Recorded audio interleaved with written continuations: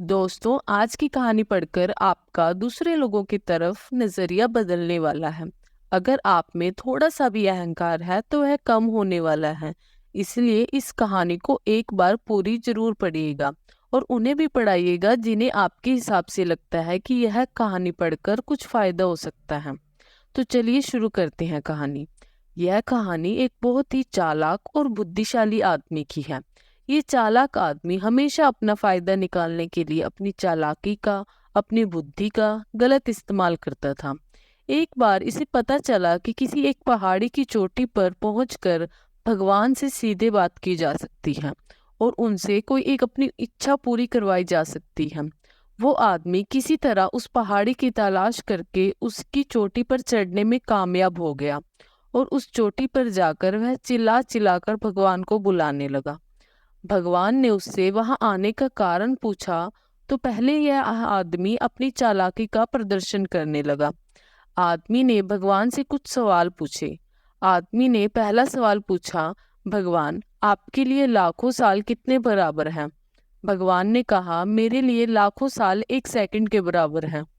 आदमी ने फिर भगवान से दूसरा सवाल पूछा, भगवान आपके लिए करोड़ों अरबों रुपए का क्या मूल्य है? भगवान ने कहा, मेरे लिए दुनिया का सारा धन 1 रुपए के बराबर है। अब आदमी को लगा कि उसने भगवान को अपनी बातों में फंसा लिया है, इसीलिए उसने अब अपनी इच्छा बताई, भगवान मैं आपसे 1 रुपए मांगता हूँ। इतना कहने के बाद आदमी मन ही मन मुस्कुरा रहा था कि अब वह दुनिया का सारा धन पा लेगा। भगवान ने कहा, मैं तुम्हें 1 रुपया देने के लिए तैयार हूँ, इसके लिए तुम्हें बस मेरी एक शर्त माननी होगी। आदमी ने कहा, वह कोई भी शर्त मानने के लिए तैयार है। भगवान ने आदमी से कहा, तुम्हें सिर्फ 1 सेकंड इंतजार करना होगा। आदमी खुशी से उछल पड़ा और तुरंत हाँ कर दी। उसकी हाँ करते ही भगवान वहां से गायब हो गए। अब आदमी इंतजार करने लगा कि कब उसे दुनिया का सारा धन मिलेगा।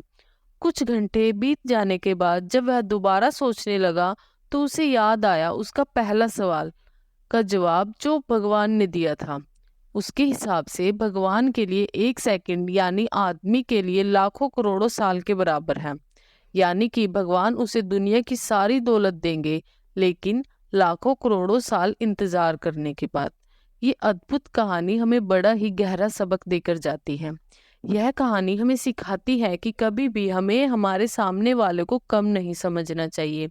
अगर हम सामने वाले से ईमानदार रहेंगे, हम उसके साथ अच्छा करेंगे तो वो हमारे साथ भी अच्छा होगा और हम सामने वाले को जो देंगे वही हमें वापस मिलेगा।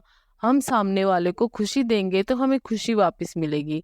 हम उसे दुख देंगे तो दुख मिलेगा। वफादारी के बदले वफादारी और धोखे के बदले हमें धोखा ही मिलेगा।